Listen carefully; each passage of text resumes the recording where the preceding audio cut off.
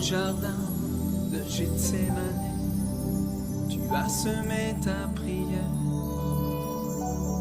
sous le poids de mon péché, la volonté du Père. Dans ce jardin, tu as semé ton sang et tes larmes, trahi au cœur de l'amitié. Garde l'amour pour âme. Au milieu de ces oliviers, au cœur de la nuit, ils sont venus te chercher, tu ne les as pas fuis. À la lumière des torches de feu, à l'abandon de tes amis, tu regardes dans les yeux Judas qui t'a trahi. Oh, le sang de Jésus qui a coulé pour moi. Oh, le sang de l'agneau versé pour mon rachat. Enchaîné au Sanhédrin, humilié sous un talit, barbe arrachée, ensanglantée, la rébellion me quitte. Cette main, tu l'as vu passer. Dis-nous qui t'a frappé. Les yeux fermés, tu as prié. Père, pardonne-lui ce péché. Oh, le sang de Jésus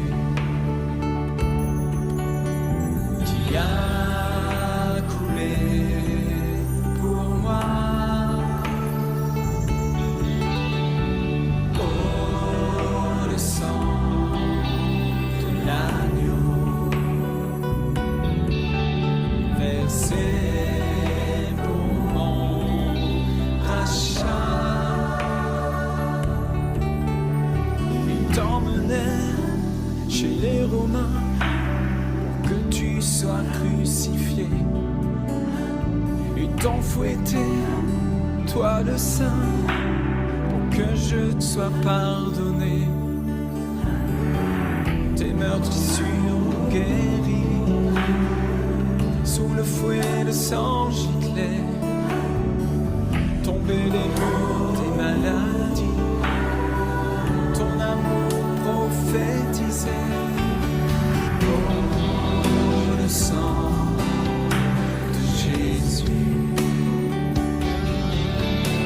qui a coulé pour moi.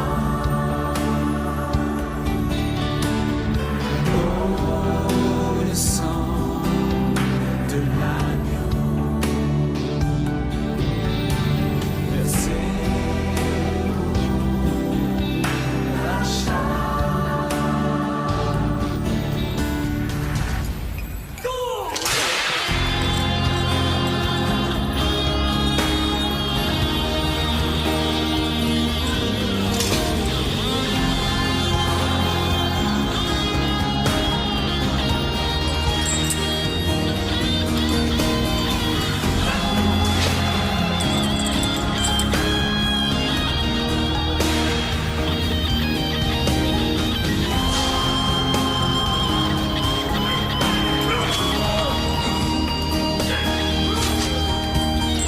Puis ton sang a coulé sur ton front, dans tes yeux, la couronne d'épines bien enfoncée, afin que je vive heureux. La malédiction fut brisée, tu m'as couronné de gloire. Cette onction que tu m'as donnée, c'est pour que le monde puisse te voir.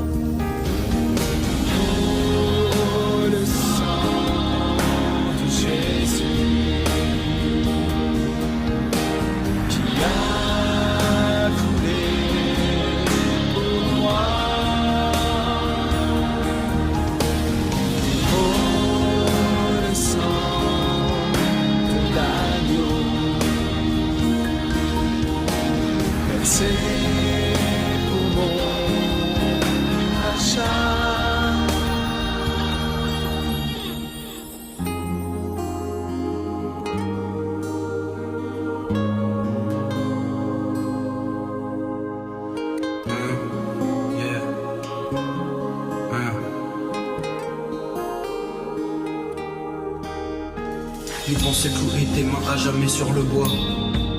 Ton sang coula pour moi. Mon gars, ça c'est une semence de foi, hein. L'univers que tu as créé s'est prosterné devant toi. Le sang de tes pieds qui furent percés fait toujours trembler l'enfer des froids. Yeah.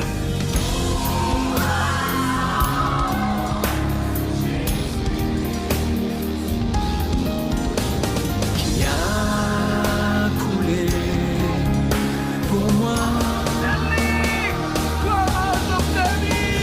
Oh, le sang de l'agneau versé pour mon rachat. Crucifié sous cette croix pour que je ne le sois pas. Tu as prié pour eux, pour moi. Pardonne-leur, ils ne savent pas. Sur cette croix, ton cœur percé versa le sang une 7e fois. De ton côté, oui, je suis né pour que toujours je sois à toi.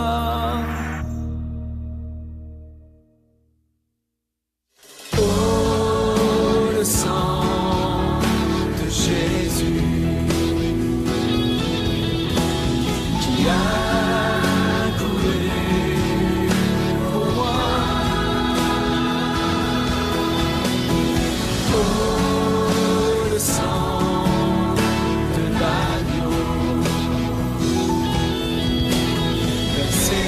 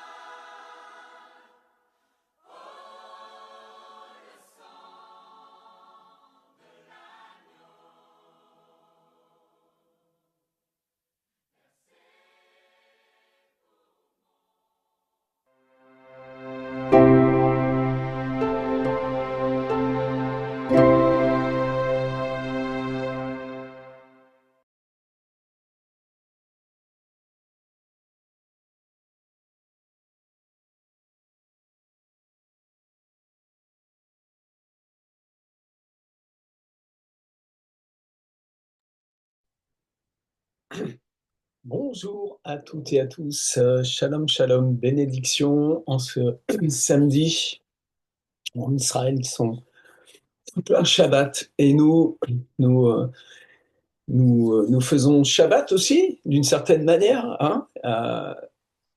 Vous savez que le mot adorer en hébreu se dit abod, qui veut dire travailler, travailler Dieu. Les Juifs travaillent pendant toute la semaine et puis le jour de Shabbat, ils arrêtent de travailler pour travailler Dieu. Amen. Et nous travaillons Dieu, nous, 7 jours sur 7. Amen. 24 heures sur 24. Par la grâce de Dieu, nous l'adorons. Du lever du soleil jusqu'à son coucher et dans l'éveil. Et le Saint-Esprit est venu habiter en nous. Il a fait de nous sa demeure pour l'éternité. Amen. Alors, pour ce qui est de la perte du salut, et je sais que vous vous êtes connectés pour avoir des réponses. Et vous avez bien raison, parce qu'on a besoin de réponses. On a besoin d'étudier la parole de Dieu. Et pour un petit rappel de ce qui a été vu la semaine dernière, et si vous n'avez pas vu cette vidéo, je vais la mettre en lien avec celle-là sur YouTube. Donc, j'aimerais que vous puissiez regarder cette vidéo, mais très rapidement, je voudrais faire un tout petit rappel. Des fois que vous ayez la flemme de regarder l'autre vidéo, je m'adresse aux personnes qui viennent de découvrir cet enseignement-là. Je rappelle que j'étais sur Facebook et j'ai vu un monsieur qui a mis une série de versets pour expliquer qu'on pouvait perdre son salut. Il avait l'air vraiment d'y tenir. Et je me suis dit, non, non, il faut intervenir. Et je voulais répondre, mais ça me paraissait compliqué. Il y avait un tel pavé que je me suis dit, sur Facebook, ça ne va pas le faire. Je vais faire une vidéo.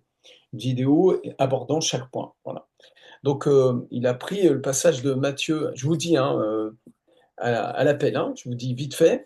Il a pris Matthieu 24, 13, mais celui qui persévérera jusqu'à la fin sera sauvé. Matthieu 10, 22, vous serez haïs de tous à cause de mon nom, mais celui qui persévérera jusqu'à la fin sera sauvé.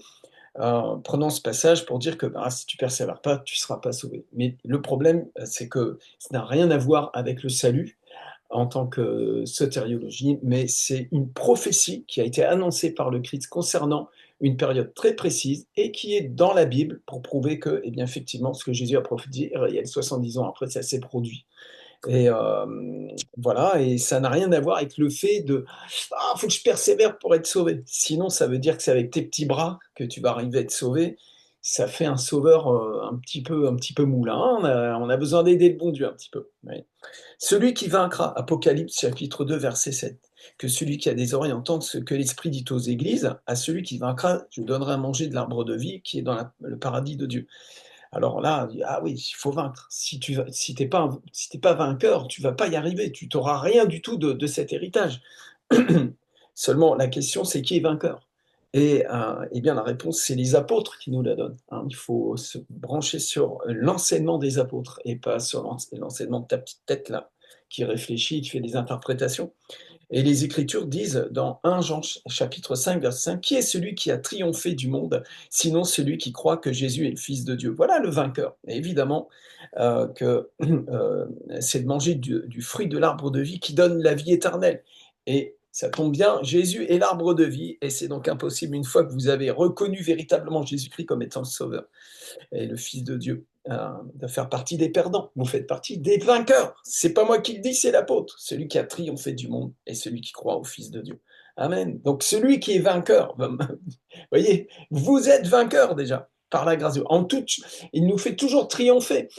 Mais dans toutes ces choses, nous sommes plus que vainqueurs. Il y a un peu la mentalité du croyant. C'est pas la mentalité d'un type qui est au bord de la falaise, il dit je vais tomber. Non, non, c'est quelqu'un qui est assis dans les lieux célestes en Christ. C'est une autre dimension quand même. Si vous demeurez en lui, Jean 15, il prend ce passage qui est un enseignement, un discours concernant le discipolat en Christ. Ça ne concerne pas le salut à aucun moment, mais le fait de porter le fruit surnaturel qui glorifie le Père. Dans ces passages de Jean 14, 15 et 16, il explique comment lui-même, Jésus-Christ, homme, qui s'est fait homme, fonctionne avec son Père et comment nous-mêmes sommes envoyés comme lui-même. Et l'image du sarment coupé et jeté au feu n'est pas une punition de l'enfer éternel, sans quoi, si nous restions sur cette interprétation, nous revenons à un salut par les œuvres, ce qui est absolument hérétique. Et contre la base la plus simple de l'Épître aux Romains, et de toutes les épîtres d'ailleurs, dans leur plus pure exégèse du salut par la grâce, en raison du sacrifice tout suffisant de Jésus. Le sarment coupé et jeté au feu est une image pour expliquer que c'est par miracle, par grâce, par la fidélité de Dieu et non par tes efforts religieux qui, eux, vont te conduire dans une sécheresse infernale. Si vous bâtissez avec du foin votre épreuve, quand vous allez passer par le feu, eh bien, effectivement, tout va brûler. Mais vous, vous serez sauvés par le feu. C'est ce que dit au travers du feu, pardon. Vous serez sauvés au travers du feu. C'est ce que dit l'apôtre dans Corinthiens. Vous voyez, donc, ce Jean 15 n'est pas une épée de Damoclès. Ah, sinon, non, c'est en réalité une révélation du surnaturel dans notre vie. C'est une énorme bénédiction. Prendre ce passage pour dire que tu peux perdre ton salut, c'est une catastrophe. Encore un point, 1 Corinthiens 9, 27, mais je traite durement mon corps et je tiens assujetti de peur d'être moi-même rejeté après avoir prêché aux autres. S'il vous plaît, mettez le texte dans son contexte. Ce n'est pas de la sotériologie, il ne parle pas du salut, il parle de faire le ministère correctement, de faire la vision correctement. Il dit qu'il pourrait être disqualifié au niveau du ministère. Rien à voir avec le salut. Celui-là même qui a mis sa vie sous anathème, s'il prêchait un autre évangile que celui qui est le cadeau de Dieu par grâce, est-il en train maintenant de dire qu'il dut le mériter? Soyons très honnêtes, absolument pas. Le contexte montre qu'il exhorte les chrétiens à marcher dans la lumière pour ne pas détruire l'impact du témoignage. Un autre point, 1 Timothée 1, 18, 19, le commandement que je t'adresse, Timothée, mon enfant, selon les prophéties faites précédemment à ton sujet, c'est que d'après elles, tu combattes le bon combat en gardant la foi et une bonne conscience. Cette conscience, quelques-uns l'ont perdue et ils ont fait naufrage par rapport à la foi. Ils ont fait naufrage par rapport à la foi. Que signifie la foi dans la bouche des apôtres? Il s'agit de la sainte doctrine. Or, justement, imaginer qu'il faille produire de nous-mêmes quelque chose pour mériter le salut, c'est déjà faire naufrage. Vous voyez, c'est le contraire de ce que l'apôtre Paul est en train de dire. Par exemple, ces gens descendus de Jérusalem et qui enseignaient aux nouveaux chrétiens de Galatie de se faire circoncire pour accéder à la justice, ils font naufrage. Mais est-ce qu'ils ont perdu leur salut? T'es Dieu, toi, pour dire qu'il a perdu son salut? Absolument pas.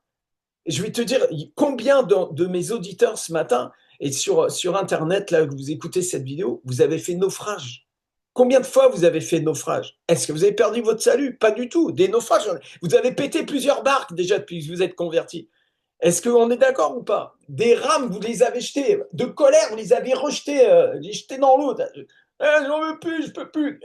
Vous êtes rebellés, vous êtes mis en colère, vous avez grincé des dents, etc. Tout le monde a fait ça. Est-ce que vous avez fait naufrage? Oui, certains, vous avez fait naufrage. J'ai commencé à douter même de la parole de Dieu. Est-ce que la Bible, est-ce que ça parlait? Est-ce que vous avez vécu ces choses-là? Tout le monde a passé par là.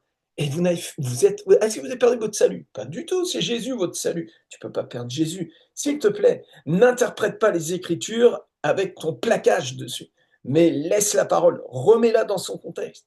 À aucun moment, l'apôtre Paul dit que ces gens-là ont fait naufrage concernant le salut, mais par rapport à la foi. Oui, mais c'est par la foi qu'on est sauvé. Oui, oui, bien sûr, mais toi, tu as une foi tellement... tu adhères tellement à cette foi pure. Mais non, tu adhères pas de façon parfaite. Nous le savons que nous adhérons pas de façon parfaite. La foi est pure, incorruptible. Épître de Pierre. Mais nous sommes en train d'apprendre à marcher avec le Seigneur. Cependant, ce qui a été posé en nous est éternel. Et nous allons voir. Travaillez votre salut. Philippiens 2,12. Ainsi, mes bien-aimés, comme vous avez toujours obéi, travaillez votre salut avec crainte et tremblement, non seulement comme en ma présence, mais bien plus encore maintenant que je suis absent. C'est vraiment dommage de prendre ce verset pour faire de la sotériologie. Ça n'a aucun rapport. Il ne prêche pas le salut, il n'annonce pas, il n'exhorte pas sur le salut. Il dit au contraire de travailler à votre salut. C'est le verset le plus typique par lequel les gens se font escroquer par le diable concernant le salut glorieux en Jésus-Christ. Ce passage n'affirme absolument pas la perte du salut à aucun moment, à part une hypothèse tirée par les cheveux pour faire dire au texte qu'il ne dit pas. Ce passage démontre un glorieux héritage qui a vocation de se multiplier, d'être ce trésor de votre vie, d'être l'objet de toute votre investigation et investissement. C'est une exhortation à la vigilance. Sinon, il faudra effacer de votre Bible, verset de Éphésiens chapitre 2, verset 8, car c'est par la grâce que vous êtes sauvés par le moyen de la foi, et cela ne vient pas de vous. Cela ne vient pas de vous, c'est le don de Dieu. Amen. Ce n'est point par les œuvres afin que personne ne se glorifie, car nous sommes son ouvrage, ayant été créés en Jésus-Christ pour de bonnes œuvres que Dieu a préparées d'avance, afin que nous les pratiquions. Vous n'avez pas à travailler à votre salut pour être sauvé, mais travaillez à votre salut pour porter du fruit, pour impacter votre génération. C'est de ça dont il s'agit. Ah, Seigneur. Allez, un autre point. 1 Corinthiens, chapitre 9, verset 24. Ne savez-vous pas que ceux qui courent dans le stade courent tous, mais qu'un seul remporte le prix? Courez de manière à le remporter. Tous ceux qui combattent s'imposent toute espèce d'abstinence, et ils le font pour obtenir une couronne corruptible, mais nous le faisons pour une couronne incorruptible. Donc là, tu vois, s'il s'agit du salut, ça voudrait dire que Dieu est comme un César vicieux, hein, assis dans les gradins, et puis il y a 12 gladiateurs qui partent, et il n'y en a qu'un seul qui aura la vie sauve, les autres vont mourir. Dieu serait comme ça, en fait. Il a lancé une course, et puis il regarde lequel qui va gagner la couronne. Celui qui gagne la couronne, il est sauvé, puis les autres, ils ne sont pas sauvés, en fait. C'est Dieu, il est là, tu vois. Moi, ça me donne cette image-là, hein. Mais c'est parce que Paul est en train de dire, il parle d'être par rapport à toi-même, un athlète du ministère, un athlète de cette foi. Amen. Il n'est pas en train de dire, tu vas sauver ta vie, tu vas avoir le salut si tu fais ça, si tu gagnes la couronne. Je vous garantis, cette couronne est une couronne de récompense. Et d'ailleurs, de toute manière, vous êtes sauvés, hein. Vous êtes sauvés. Si vous n'êtes pas sauvés, ok, c'est une bonne nouvelle pour moi. On va gagner une âme aujourd'hui. Mais si vous êtes sauvés, vous êtes vraiment sauvés, hein. Faut comprendre ça. Il faut le croire. Parce que c'est la réalité. Regardez. Il prend un autre passage. Ouais, d'ailleurs, on peut mettre. Ouais. Ah oui, non, il reprend Apocalypse 3,5. Celui qui vaincra sera revêtu aussi de vêtements blancs. Je n'effacerai point son nom du livre de vie, et je confesserai son nom devant mon Père et devant ses anges. Ah, tu vois, Dieu peut enlever ton nom du livre de vie, hein. Ah, il faut que tu sois vainqueur. 1 Jean 5,5, je reprends le même. Qui est celui qui a triomphé du monde, sinon celui qui croit que Jésus est le Fils de Dieu? C'est par grâce que vous êtes sauvés au moyen de la foi. C'est le scandale de la croix qui est combattu dans ces hérésies de la perte du salut. La réalité, en fait, c'est que ce passage de Apocalypse 3,5 fait référence à la récompense. Hein, dans le milieu grec, dans le monde grec, on va te revêtir d'un vêtement blanc pour montrer ta victoire, tu vois. Et cette victoire, eh bien, elle t'a été acquise par le sacrifice de Jésus. Amen. Celui qui triomphe, celui qui est vainqueur, c'est celui qui croit en Jésus. Amen. Quelle bénédiction, quelle grâce qu'il nous a fait de faire de nous des plus que vainqueurs. Puisqu'il a dit, je le répète. Tiens. Après, il prend ce passage de Hébreux chapitre 10, verset 35, et on va l'aborder ce matin. N'abandonnez pas donc votre assurance à laquelle vous est attachée une grande rémunération, car vous avez besoin de persévérance, afin qu'après avoir accompli la volonté de Dieu, vous obteniez ce qui vous est promis. Encore un peu de temps. Celui qui doit venir viendra et ne tardera pas. Et mon juste vivra par la foi, mais s'il se retire, mon âme ne prendra pas plaisir en lui. Nous ne sommes pas de ceux qui se retirent pour se perdre, mais de ceux qui ont la foi pour sauver leur âme. Ce passage est pris par ce monsieur pour dire que vous pourriez effectivement, peut-être, potentiellement, ne pas persévérer et manquer les promesses. Or, justement dans ce passage, chapitre 10, c'est exactement le contraire qui est dit. Il dit, nous ne sommes pas de cela. Nous n'en sommes pas. Pourquoi nous n'en sommes pas? Parce que Dieu est fidèle. Et nous allons le voir, on va étudier un tout petit peu l'Épître aux Hébreux ce matin, il est déjà 54, je vais aller un peu plus vite. Après, il prend, les anges ont tout perdu à cause du péché. Voilà, donc dans 2 Pierre 2, chapitre 2, verset 4, car si Dieu n'a pas épargné les anges qui ont péché, mais s'il les a précipités dans les abîmes de ténèbres et les réserve pour le jugement, attention à vous. Remettez-le dans le contexte. Et, là, j'ai pas le temps, je vais pas tout vous réexpliquer, parce que sinon ça veut dire que je refais le cours de samedi, écoutez-le, mais je vous garantis qu'à aucun moment dans le passage du chapitre 2 de 2 Pierre 4, de 2 Pierre, il est en train de parler de la possibilité de perdre son salut. À aucun moment. Regardez bien, vérifiez bien. Si vous ne demeurez pas, il le répète ce truc-là, dans Jean 15, si vous ne demeurez pas ferme. Hébreux chapitre 4, verset 14. Ainsi, puisque nous avons un grand souverain sacrificateur qui a traversé les cieux, Jésus le Fils de Dieu, demeurons fermes dans la foi que nous professons.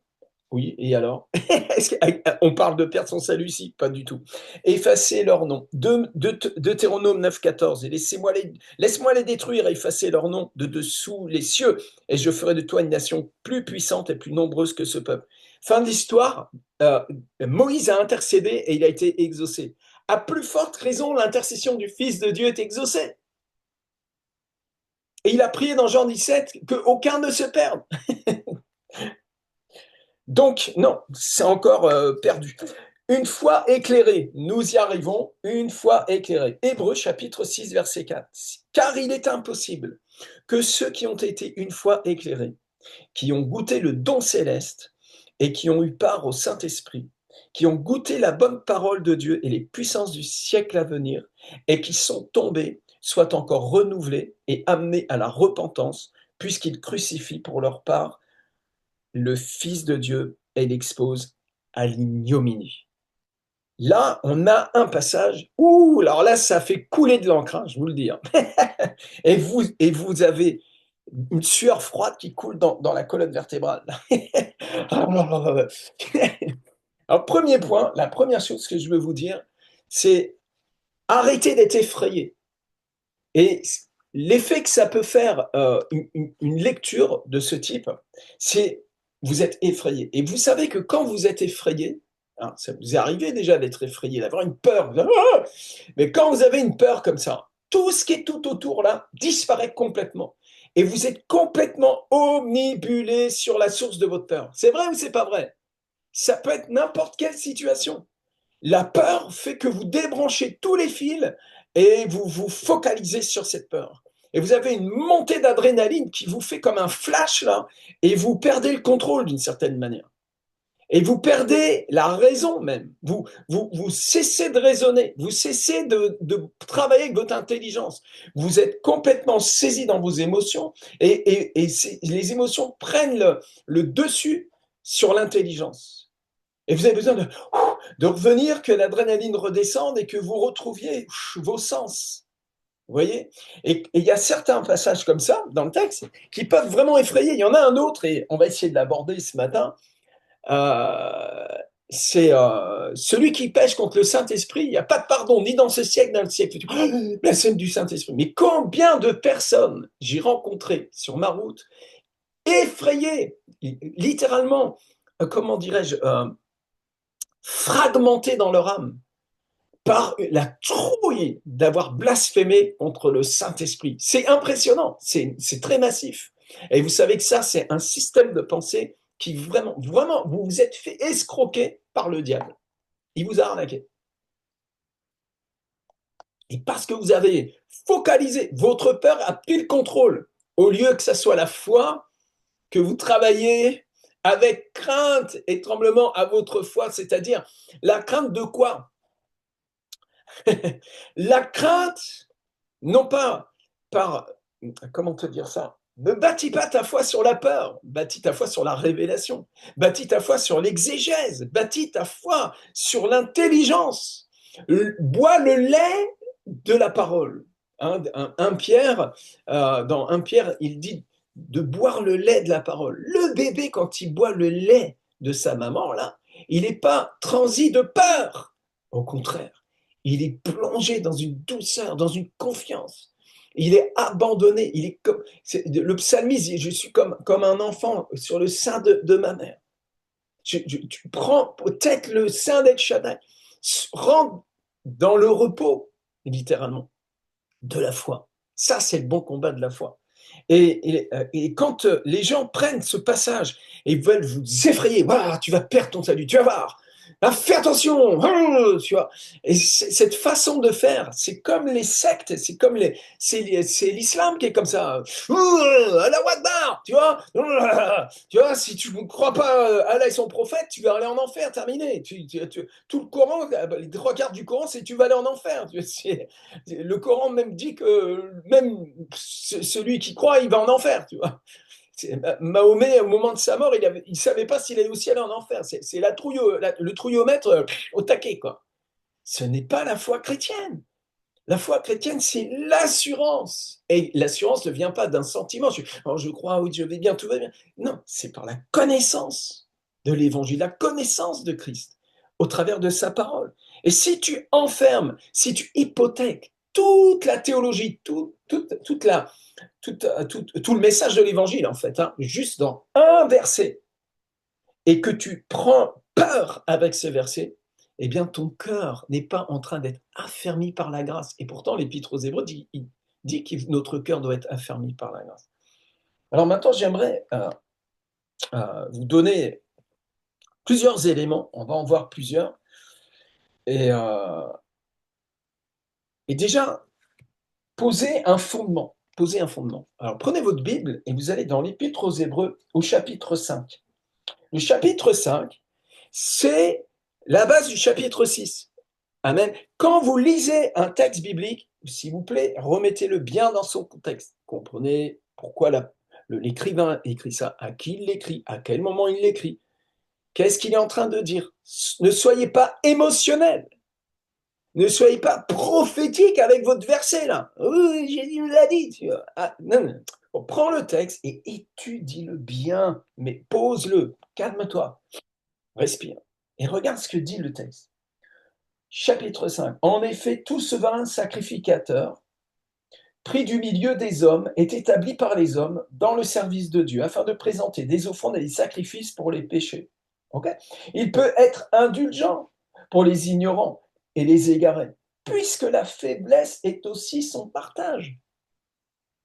Qu'est-ce qui se passe? Il dit, et c'est à cause de cette faiblesse qu'il doit offrir des sacrifices pour ses propres péchés comme pour ceux du peuple. Qu'est-ce que fait l'auteur? L'auteur est en train de montrer du doigt la faiblesse de la religion, la faiblesse du judaïsme, la faiblesse de la loi, de la pratique de la loi, du légalisme.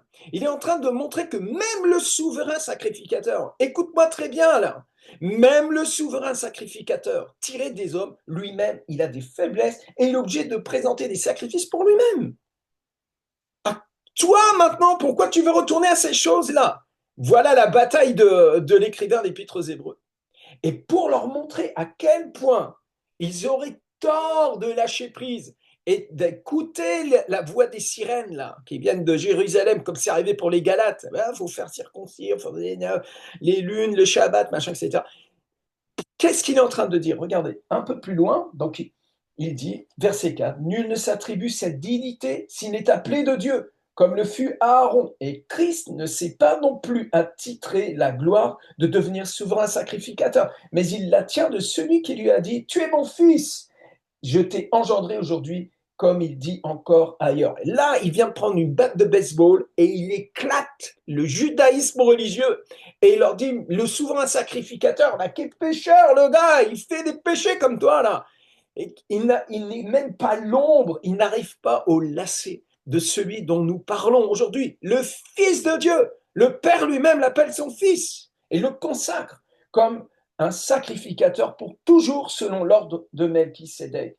Comme il dit encore ailleurs, tu es sacrificateur pour toujours, dis-le, pour toujours, selon l'ordre de Melchisédek. L'autre, le religieux là-bas, il faut qu'il fasse des sacrifices pour ses propres péchés. Celui-là dont nous parlons, lui-même là, il est pur et sans péché et il est fait pour toujours sacrificateur. Pourquoi maintenant? Verset 7, c'est lui qui dans les jours de sa chair, donc le Christ s'est fait chair, le Fils de Dieu s'est fait chair, dans une chair semblable à la nôtre. C'est lui qui, dans les jours de sa chair, ayant présenté avec de grands cris et avec larmes des prières et des supplications à celui qui pouvait le sauver de la mort, et ayant été exaucé à cause de sa piété, il a été exaucé, n'est-ce pas? Toutes les intercessions de Jésus, toutes les prières, dis-le avec moi, Jésus est toujours exaucé. Vous savez, c'est un fondement de votre salut.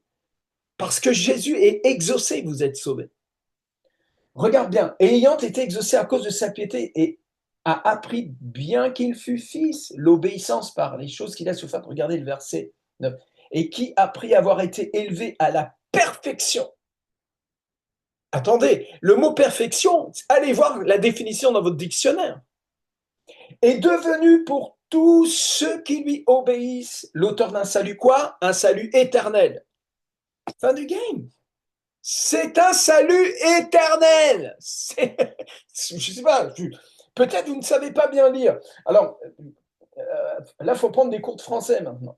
Il est écrit qu'il nous a donné un salut éternel. Dieu l'ayant déclaré souverain sacrificateur selon l'ordre de Melchisédek. Qu'il est l'ordre de Melchisédek, sacrificateur pour toujours. La boucle est bouclée. Jésus est ton sauveur pour toujours et il t'a acquis un salut éternel, donc un salut pour toujours. Et tu sais quoi? Le salut, là, il ne dépend pas de toi, mais de son sacrifice, de sa prière, de ce que lui a opéré. Et il n'a pas fait un sacrifice pour lui-même, pour ses propres péchés, puisque lui-même est sans péché. Amen. Mais il a pris tes péchés dans sa chair. Ça, c'est l'évangile. Et tu n'es pas sauvé autrement que par la grâce de Dieu. Point barre. Et c'est toute la bataille de l'épître aux Hébreux, où plus tard il dira, il faut que votre cœur soit affermi par la grâce. Vous comprenez? Donc maintenant, nous continuons maintenant le texte. Nous avons beaucoup à dire là-dessus et des choses difficiles à expliquer parce que vous êtes devenus lents à comprendre. Vous, en effet, qui depuis longtemps devriez être des maîtres, vous avez encore besoin qu'on vous enseigne les premiers rudiments des oracles de Dieu. Vous en êtes venus à avoir besoin de lait et non d'une nourriture solide. Or, quiconque en est au lait n'a pas l'expérience de la parole de justice, car il est un enfant. D'où vient que vous êtes troublés concernant votre salut? C'est que vous êtes un enfant.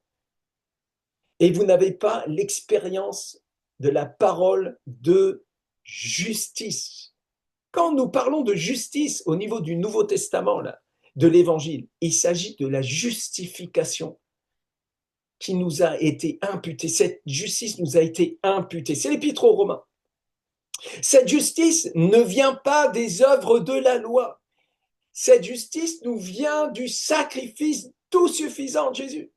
Vous comprenez? C'est le point que nous abordons. Et j'insiste fortement dans toutes mes prédications aujourd'hui, dans tous mes enseignements. Nous insistons parce que c'est le point pour lequel le Christ a été crucifié il y a 2000 ans à Golgotha. Christ a été crucifié pour le point que nous sommes en train d'aborder. Es-tu sauvé? Comment es-tu sauvé? Pourquoi es-tu sauvé? Pour combien de temps es-tu sauvé? Est-ce que tu es sauvé pour quelques jours? Est-ce que tu as reçu un ticket de, tu vois, tu as reçu, tu vois, c'est une promesse, mais bon, il faudra quand même faire beaucoup d'efforts pour que ça fonctionne pour toi. Hein. Bon, il y en a dans le paquet, ils sont un petit peu mieux entraînés. Mais là, il y en a 2-3 là, j'en vois là. Franchement, vous vous rendez compte un peu du système de pensée diabolique que ça peut représenter? De penser que nous puissions former notre salut, participer à notre salut. Nous ne participons pas à notre salut. Ou si nous y participons, c'est que justement, Dieu nous a pris en charge dans ce salut. Alors, nous avons ici une exhortation à boire le lait que nous retrouvons dans l'épître de Pierre. Écoute-moi très très bien. Quand un enfant, la nature nous l'enseigne, quand un bébé boit du lait, qu'est-ce qu'il y a dans le lait? Il y a tout ce dont il a besoin pour sa croissance. Amen. La nourriture que tu vas trouver, la nourriture solide, sont exactement les mêmes choses qui sont dans le lait. Sauf que le lait vient au secours de ta foi, tu vois, et en train de, en fait, ton adhérence à la foi, ta réception de cette sainte foi éternelle, incorruptible, pure, eh bien, ton être est en train de former, d'être imprégné, ta conscience commence à être nettoyée, tu commences à vivre le renouvellement de l'intelligence sainte, bébé. Tu vois, tu es né de nouveau. La nature, celui qui est en Christ, c'est une nouvelle création. Les choses anciennes sont passées. Toutes choses sont devenues nouvelles. Amen. Et cela ne vient pas de nous, ça vient de Dieu. Dieu a créé ça en toi, une nouvelle création pure, sans péché, indestructible, incorruptible. C'est pour l'éternité, un salut éternel. Amen. Mais il y a toute une partie de mon être qui a besoin d'apprendre ces choses-là. En fait, maintenant, on va prendre peut-être des années à t'expliquer ce qui t'est arrivé le jour de ta nouvelle naissance, pour que tu sois dedans à l'intérieur, en pleine conscience, en pleine possession. Il nous a appelés à être dans la possession de la gloire. Il nous a appelés à posséder sa gloire. C'est extraordinaire. À ceux qui l'ont reçu, il a donné le pouvoir de devenir enfants de Dieu. Lesquels ne sont pas nés ni du sang, ni de la chair, ni de la volonté des hommes, mais de Dieu lui-même. Attends, tu crois que ce que Dieu a créé, cette nouvelle création-là, est corruptible? Ça a été payé à la croix. Ça a été réglé à la croix, cette problématique-là. Tu ne peux pas dégénérer. Impossible. Alors nous avons besoin de comprendre maintenant ce petit verset-là. Regardez, je vais essayer de vous aider un petit peu à comprendre des choses, parce que si vous ne les saisis pas, si votre intelligence ne se saisit pas de la vérité en Christ, vous allez être vraiment ballotté, vous allez beaucoup souffrir. Alors regardez, je vais vous montrer quelques versets. Voilà. Si vous partez du principe que vous êtes au bord de la falaise, que votre salut dépend de vos efforts, que vous êtes une personne potentiellement tellement corruptible, tellement corruptible au point que vous finissiez de renier que le Fils de Dieu, que Jésus-Christ est le Fils de Dieu, qu'il est le Messie, qu'il est le Sauveur. Si vous pensez que c'est possible que ça puisse se produire en vous, je vais vous lire quelques petits versets. Regardez.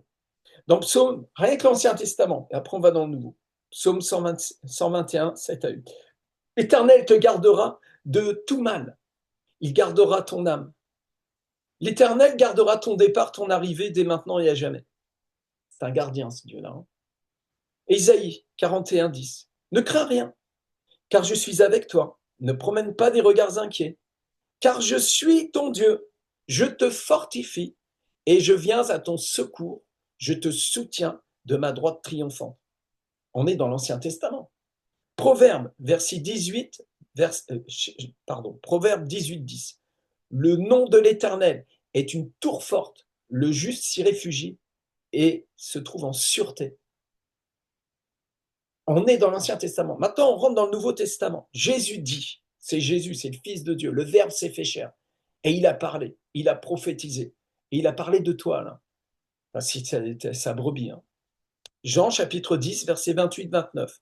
Je leur donne la vie éternelle. Il parle de ses brebis. Je leur donne la vie éternelle. Je leur donne. Et elles ne périront jamais. Et personne ne les ravira de ma main. Mon Père qui me les a donnés est plus grand que tous. Et personne ne peut les ravir de la main de mon Père. L'Épître aux Hébreux a un problème avec Jésus de Nazareth, là. Le chapitre 6, verset 4, a un problème avec Jésus-Christ de Nazareth, l'homme de Galilée, là, le Fils du Dieu vivant, mort pour mes péchés, ressuscité d'entre les morts, assis à la droite du Père, qui revient bientôt. Ou bien c'est mon interprétation qui a un problème. Je vous laisse choisir. Regardez. On continue. 2 Thessaloniciens, chapitre 3, verset 3. Le Seigneur est fidèle. Il vous affermira et vous préservera du malin. Amen. Peut-être vous êtes fait rouler. Peut-être le diable vous a roulé dans de la farine. Peut-être c'est arrivé une centaine de fois déjà. Peut-être des milliers. Peut-être autant de cheveux que vous avez sur la tête. Peut-être que comme Pierre, Satan vous a réclamé pour vous cribler. Et cependant, Jésus a prié pour vous pour que vous gardiez la foi. Peut-être que effectivement vous avez expérimenté une grande faiblesse. Et cependant, vous avez expérimenté qu'il est fidèle. C'est vrai ou c'est pas vrai? C'est vrai ou c'est pas vrai? Et il vous a fermé. Et il vous préservera du malin. Philippiens chapitre 4, verset 7. Et ça fait un paquet de versets contre un seul, là. Mais vous êtes toujours terrifié avec ce verset. Vous flippez encore. C'est pas grave. On va en remettre une couche. Philippiens 4, 7. Et la paix de Dieu, qui surpasse toute intelligence, gardera vos cœurs et vos pensées en Jésus-Christ. C'est un Dieu qui vous garde, qui est gardien. Pour peu que vous entriez simplement dans l'obéissance à la foi, à l'obéissance aux promesses, l'obéissance à Christ. Je vous demande simplement de croire. Crois seulement. Qu'est-ce qui se passe ici là? 1 Pierre, chapitre 1, verset 5. À vous qui, par la puissance de Dieu, êtes gardés par la foi pour le salut, prêt à être révélé dans les derniers temps. Hein, pour ceux qui font l'école des leaders, deuxième année, on est en train de dépouiller verset par verset l'épître de Pierre, et vous savez à quel point vous êtes gardés, n'est-ce pas, par la puissance de Dieu. Est-ce que cette puissance est une semi-puissance? Est-ce que c'est une puissance faible? Est-ce que c'est une puissance corruptible? Si vous pouvez séparer l'alliance, si vous pouvez casser l'alliance entre la lune et le soleil, alors peut-être effectivement on peut vérifier si cette puissance est corruptible ou pas. Je sais pas. Pour moi, c'est du blasphème déjà. C'est un blasphème. Amen. Regardez, encore 3-4 versets là.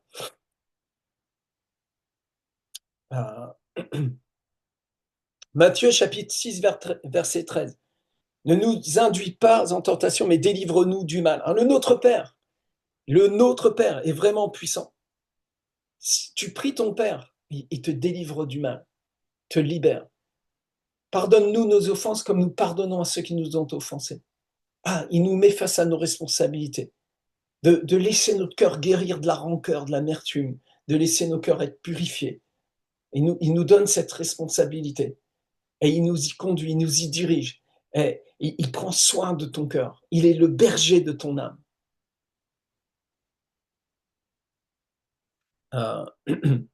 Jean chapitre 17, verset 11. Père Saint, garde-les en ton nom, ce que tu m'as donné, afin qu'ils soient un comme nous. Garde-les en ton nom. Hein? Je ne te prie pas, Jean 17, 15, je ne te prie pas de les ôter du monde, mais de les préserver du mal. Jean 17, 15. Il prie pour qui? Il prie pour qui? Pour ceux qui croient à cause des paroles des apôtres. C'est-à-dire, si vous croyez l'enseignement des apôtres, si vous croyez l'évangile en fait, si vous êtes dans la foi en Christ, amen, Jésus a prié le Père de vous garder, de vous préserver. J'ai 2 questions à vous poser. Est-ce que Jésus a été exaucé? Réponse, oui, Jésus est exaucé 100%, toujours. Mon Père m'exauce toujours. Je sais qu'il m'exauce toujours. Et je peux demander 12 légions d'anges à mon Père et il me les donne à l'instant. Ça, c'est mon papa. Amen. Deuxièmement, j'ai une autre question à vous poser. Est-ce que le Père a exaucé le Fils? C'est la même question, mais il y a une question côté Fils dans sa valeur, dans sa qualité d'intercesseur, qui est exaucée à 100%. Et puis l'autre question, c'est la qualité du Père. Est-ce que le Père, des fois, n'exauce pas le Fils? Ou il l'exauce à 100%? Ah oui, oui, il y a des prières que tu as fait, tu n'en as pas encore vu la couleur du oui. Hein. Tu as même vu la couleur du non. Dieu t'a exaucé, mais pas comme tu l'entendais. Ça, c'est... Mais Jésus, quand il prie le Père de nous préserver du mal, tu crois qu'à un moment donné, tu dis oh, peut-être pas. Peut-être pas, je vais voir. Celui-là, je me le garde sous le coude. Non, non, non, non. Le sang de Jésus nous a rachetés. Le sang de Jésus, celui qui a la foi en son sang est sauvé. Oui ou non? Ou alors tu es un musulman. Inch'Allah, je serai sauvé, mais Inch'Allah, quoi. Tu vois? Peut-être ben que oui, peut-être ben que non. C'est le salut normand, quoi. C'est pas l'évangile. L'évangile, c'est la puissance de Dieu pour le salut de quiconque de quiconque croit. Alors moi, je suis vraiment quiconque. Hein. Je suis le dernier de la liste, quoi. Je veux dire, Rémi Bell a été sauvé, mais c'est un miracle. Oui, c'est un miracle. C'est un miracle que tu sois sauvé. C'est le plus grand des miracles, qu'un pécheur soit justifié par la grâce de Dieu. C'est l'évangile. Et ça vient attaquer à la racine l'esprit religieux, le légalisme. Et toute l'épître aux Hébreux est écrite comme ça pour attaquer le légalisme à la racine, afin de venir au secours de ces juifs messianiques, ces juifs qui ont cru en Jésus et qui ont vécu une grande persécution, de très grandes souffrances. À l'instar de tout le peuple juif, de toute manière, il semblerait. Je ferme la parenthèse, si c'est une parenthèse. Continuons encore quelques lectures de versets et après on va donner des explications. Romains chapitre 8, versets 38-39. Car j'ai l'assurance. Tu as pris ton assurance? Moi j'ai mon assurance. Car j'ai l'assurance que ni la mort, ni la vie, ni les anges, ni les dominations, ni les choses présentes, ni les choses à venir, ni les puissances, ni la hauteur, ni la profondeur, ni aucune créature ne pourra nous séparer de l'amour de Dieu manifesté en Jésus-Christ notre Seigneur. Hébreux chapitre 6, verset 4, un problème avec l'épître aux Romains.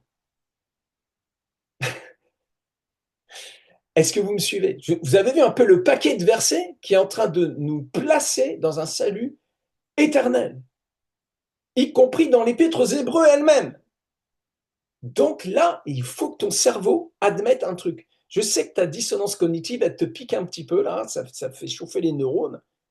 Mais là, je te demande de te convertir à l'évangile de Jésus-Christ.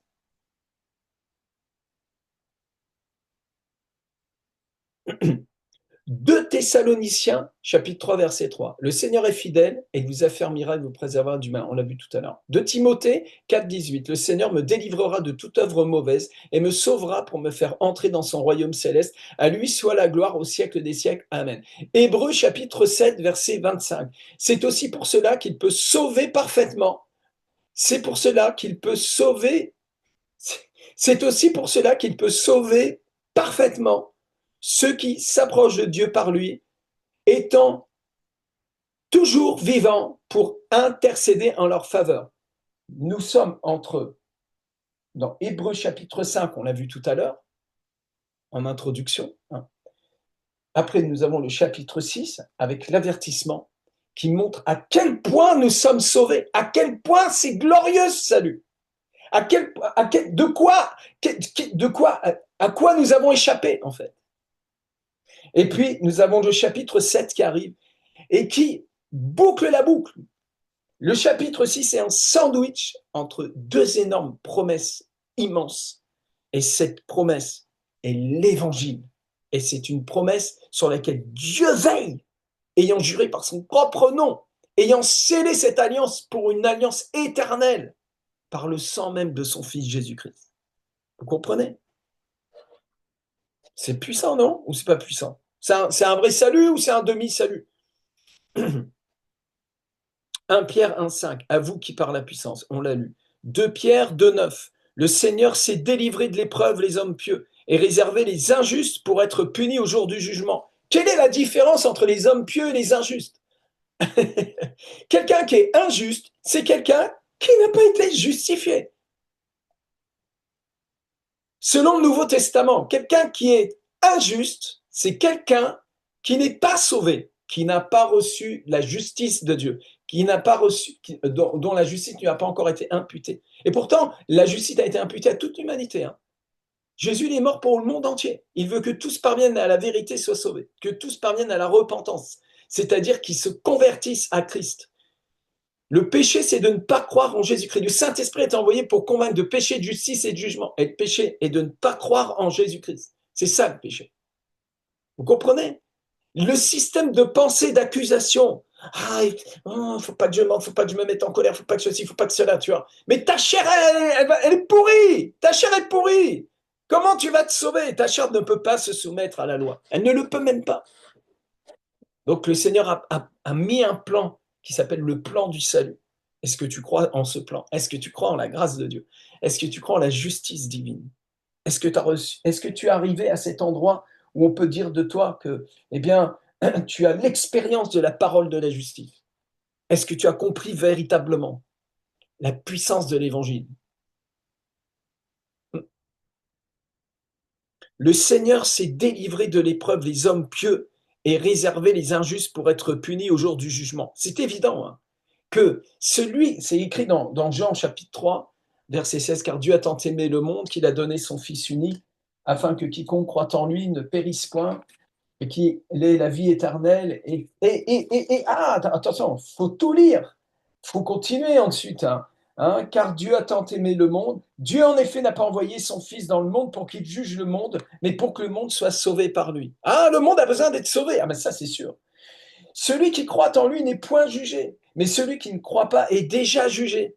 Et la foi, et à un moment donné, tu sais, tu ouvres ton cœur ou tu l'ouvres pas, parce qu'il n'a pas cru au nom du Fils unique de Dieu, il n'a pas adhéré. Il reste dans l'injustice. Et ce jugement, c'est que la lumière étant venue dans le monde, les hommes ont préféré les ténèbres à la lumière parce que leurs œuvres étaient mauvaises. Oui, leurs œuvres étaient mauvaises. Car quiconque fait le mal est la lumière et ne vient point à la lumière, de peur que ses œuvres ne soient dévoilées. Mais celui qui agit selon la vérité vient à la lumière, afin que ses œuvres soient manifestées, parce qu'elles sont faites en Dieu. Amen. Il ne fait pas des bonnes œuvres pour être sauvé, mais il a des bonnes œuvres et elles sont manifestées parce qu'il est sauvé. Vous comprenez? Je ne fais pas des pommes pour devenir un pommier. Je fais des pommes parce que je suis devenu un pommier. Je produis des fruits de justice parce que j'ai été transformé. Je suis une nouvelle création.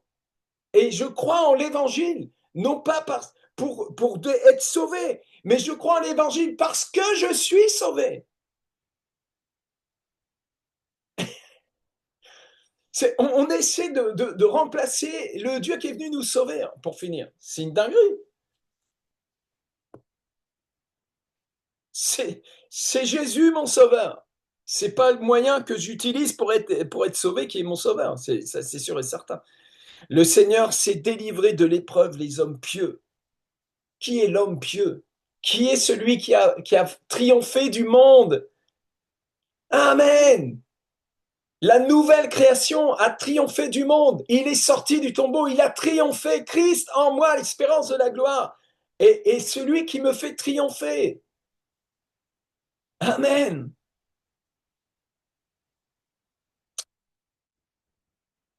Donc c'était dans Jude 1:1. Attends, c'est devant ou derrière? Non. Jude 1:24. Jude, serviteur de Jésus-Christ et frère de Jacques, à ceux qui ont été appelés, qui sont aimés de Dieu, en Dieu le Père, et gardés pour Jésus-Christ. Jude, serviteur de Jésus-Christ et frère de Jacques, à ceux qui ont été appelés, qui sont aimés en Dieu le Père et gardés pour Jésus-Christ. Vous êtes gardés. Il y a une garde, c'est préservé. Ça fait quand même pas mal de versets.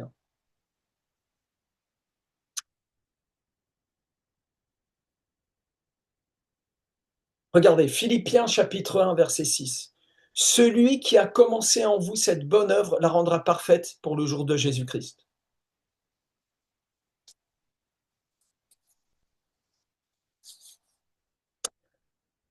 1 Jean chapitre 2, verset 19. Ils sont sortis du milieu de nous, mais ils n'étaient pas des nôtres. Ah, là, il y a un truc là. Il y a ceux qui sont des nôtres et ceux qui ne sont pas des nôtres. Ceux qui sont des nôtres, celui qui a commencé en vous cette bonne œuvre la rendra parfaite pour le jour de Jésus-Christ. Mais ceux qui ne sont pas des nôtres, ils vont déguerpir, ils vont sortir. Ah, il était chrétien, il est devenu musulman. Je peux te garantir qu'il n'était pas. Il n'y était pas. C'est impossible. Quand tu es né de nouveau, tu es devenu une nouvelle création, c'est pour l'éternité. C'est pour l'éternité. Alors, qu'est-ce qui se passe ici, dans ce passage? Pourquoi il écrit ça? Pourquoi il écrit ça?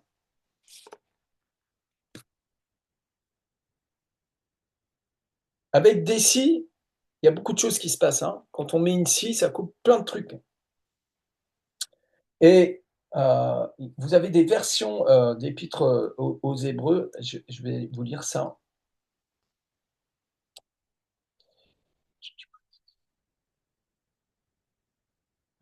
Hébreux 6, verset 4.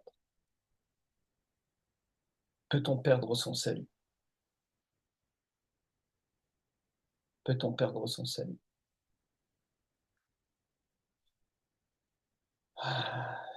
Car il est impossible que ceux qui ont été une fois éclairés, qui ont goûté du don céleste et qui sont devenus participants de l'Esprit Saint et qui ont goûté la bonne parole de Dieu et les miracles du siècle à venir et qui sont tombés soient renouvelés encore à la repentance en crucifiant pour eux-mêmes le Fils de Dieu et l'exposant à l'opprobre. Je vais lire une autre version.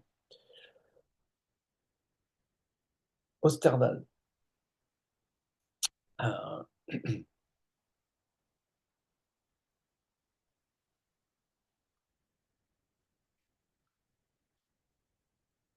Car il est impossible que ceux qui ont été une fois illuminés, qui ont goûté le don céleste, qui ont été faits participants du Saint-Esprit et qui ont goûté la bonne parole de Dieu et les puissances du siècle à venir, s'ils retombent, soient renouvelés à la repentance, puisque autant qu'il est en eux, il crucifie de nouveau le Fils de Dieu et l'expose à l'ignominie.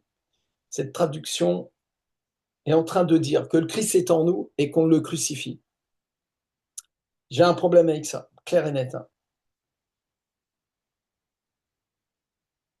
Hébreux chapitre 6, verset 4. Dans la Louis II, car il est impossible que ceux qui ont été une fois éclairés, qui ont goûté le don céleste et qui ont eu part au Saint-Esprit et qui ont goûté la bonne parole de Dieu et la puissance du siècle et qui sont tombés, soient encore renouvelés et amenés à la repentance, puisqu'ils crucifient pour leur part le Fils de Dieu et l'exposent à l'ignominie. Lorsqu'une terre est abreuvée par la pluie qui tombe souvent sur elle et qu'elle produit une herbe utile à ceux pour qui elle est cultivée, elle participe à la bénédiction de Dieu. Mais si elle produit des épines et des chardons, elle est réprouvée et près d'être maudite, et on finit par y mettre le feu.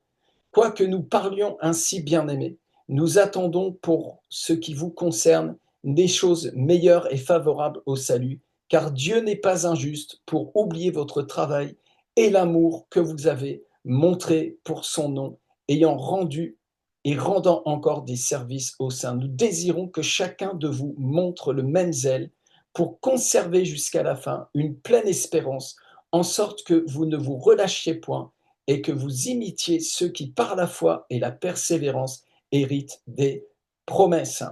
Cette exhortation, vous pouvez aller chercher sur Internet, vous allez voir les différentes interprétations. Cette interprétation ne peut pas venir hypothéquer le salut par la grâce. Et que ce salut est l'opération de Dieu Tout-Puissant. Ça ne le peut pas.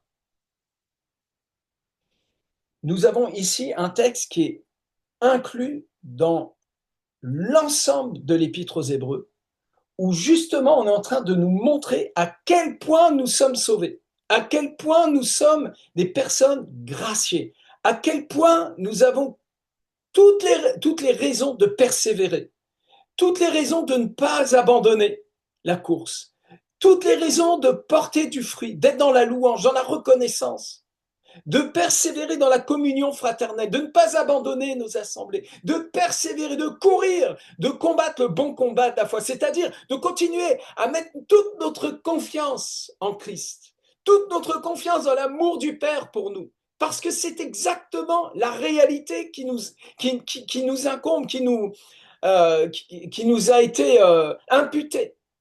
Nous sommes des personnes tellement bénies. Béni soit Dieu qui nous a bénis de toutes sortes de bénédictions spirituelles. Vous comprenez? Ici, tout ce passage-là est pour mettre, comment dirais-je, du désherment à la racine. Et tout d'un coup, tu dis waouh, waouh, waouh, waouh, waouh, waouh, ah oui, ah oui, ah oui, oui, oui, amen. Tu comprends? Écoute-moi, ici, il n'est pas en train de dire que tu peux perdre ton salut. Il est dit ici que celui qui t'a sauvé est ton sauveur.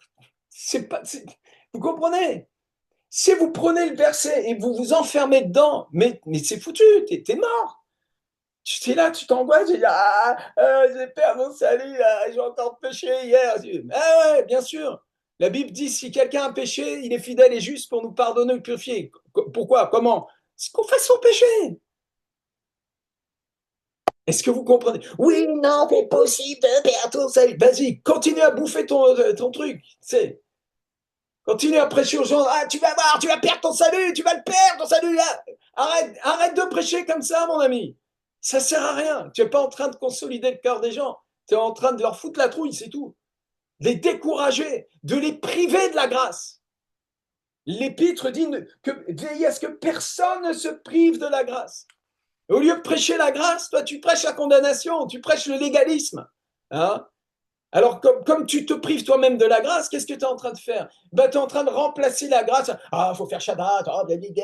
Religieux, légaliste. Plein de condamnation, plein d'épines.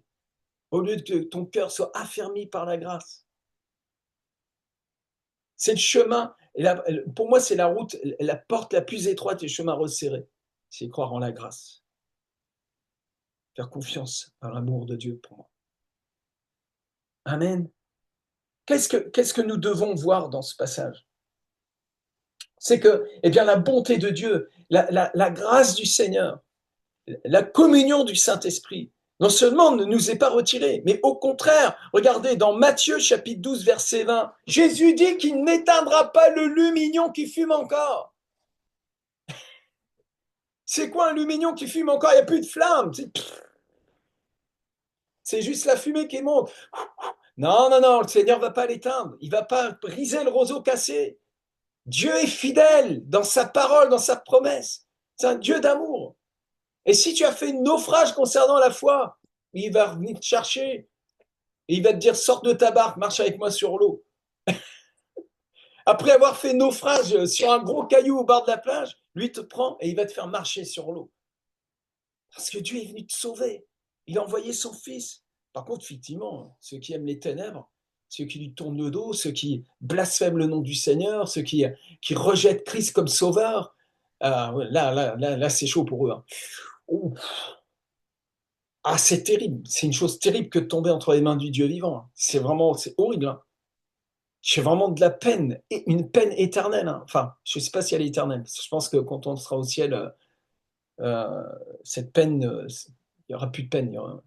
Toute larme sera effacée, y compris les larmes des pasteurs, les larmes des évangélistes qui crient à Dieu pour le salut des âmes.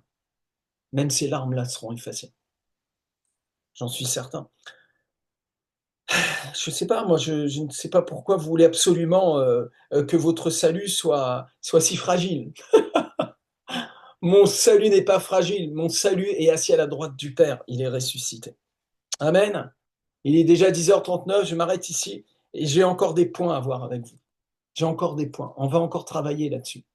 On va y retourner en fait. Hein. J'ai très très envie de faire les études de Colossiens, Éphésiens, tout ça, mais on va continuer parce qu'il y a encore des points qui sont abordés. Et je vous le dis vite fait, je vous laisse sur votre fin.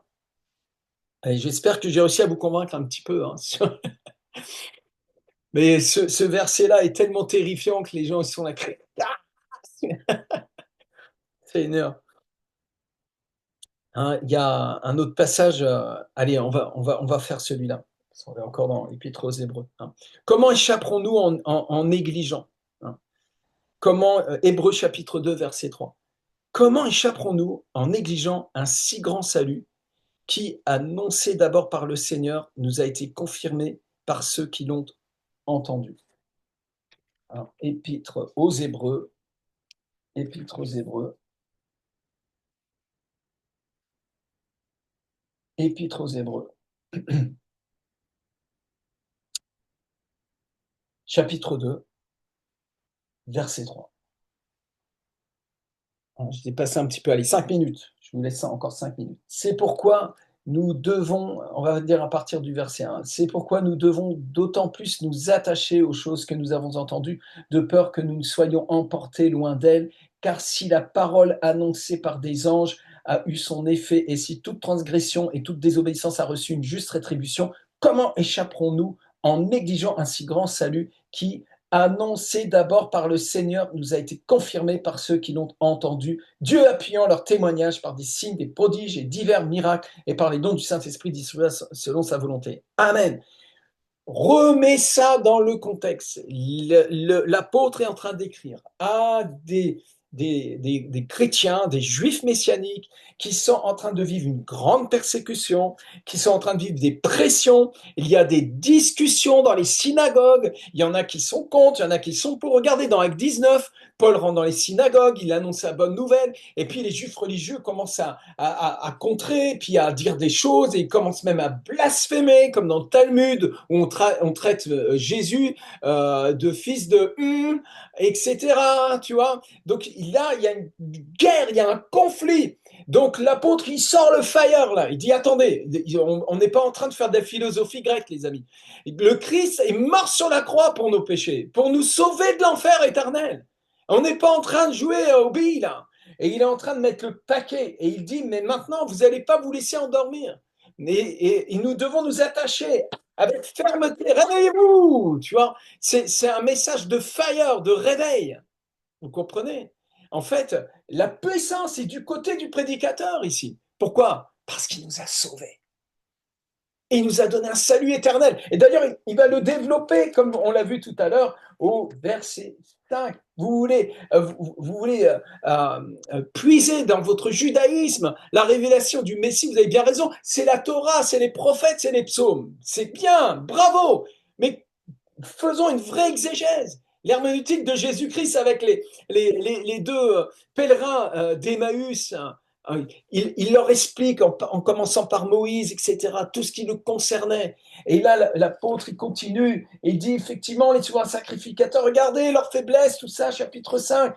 Mais nous avons un sacrificateur selon l'ordre Melchisédek, et qui, après avoir été élevé à la perfection, est devenu pour tous ceux qui lui obéissent l'auteur d'un salut éternel. Le salut dont vous désiriez tant, ce salut que vous cherchez, il est en Jésus-Christ.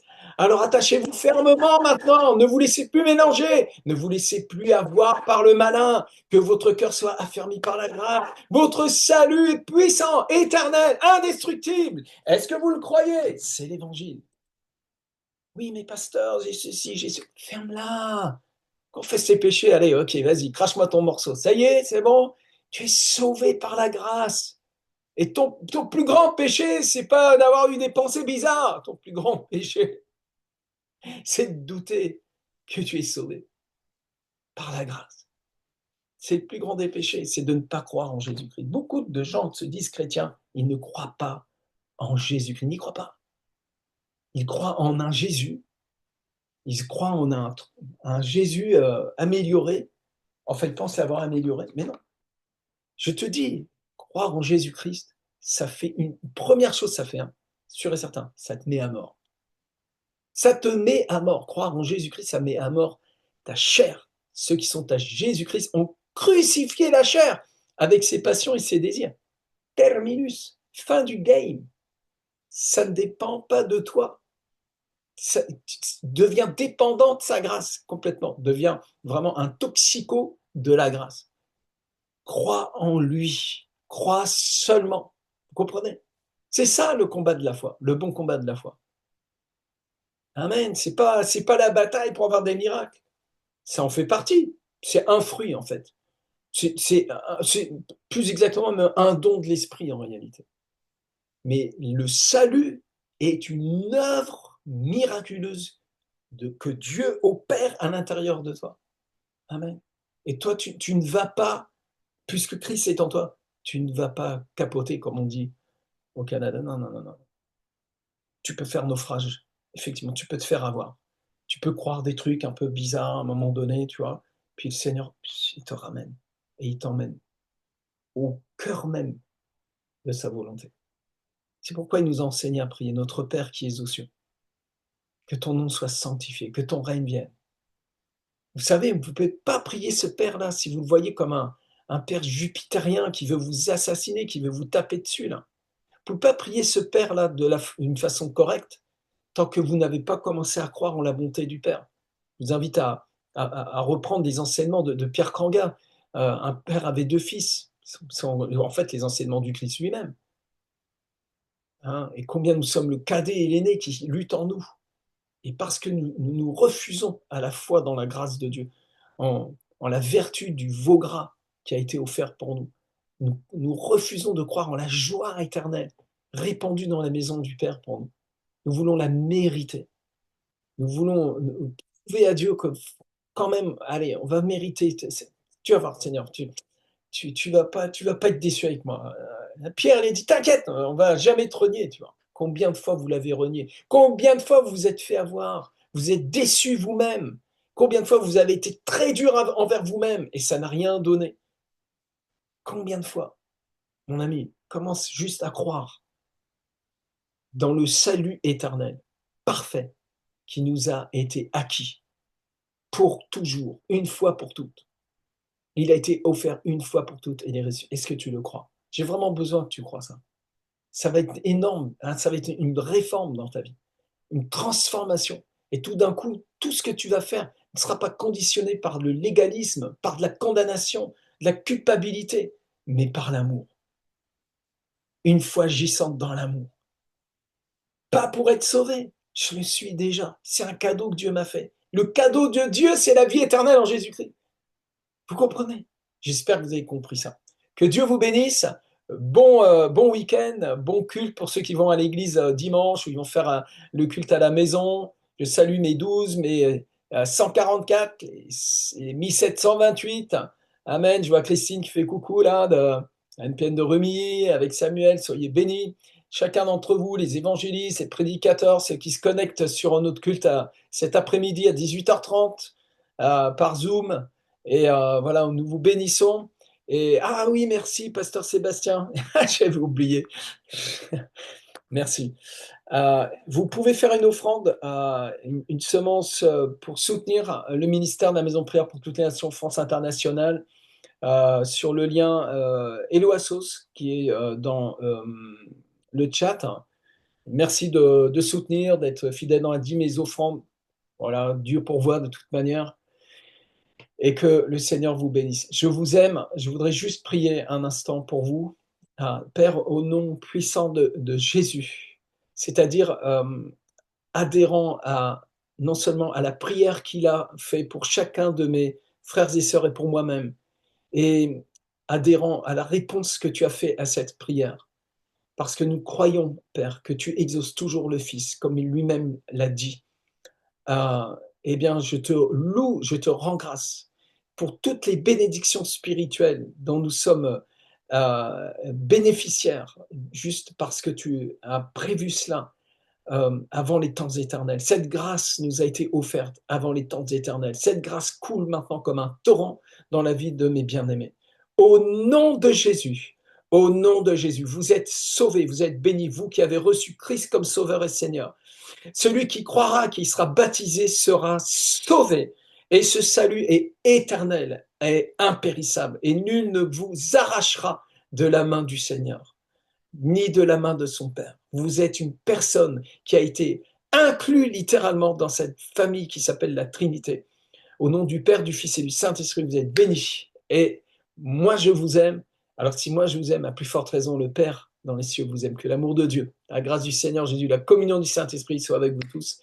Amen. À très très bientôt. Je vous laisse cliquer sur le lien pour faire une réponse d'amour, une semence, une offrande d'amour. Que Dieu vous bénisse. Amen.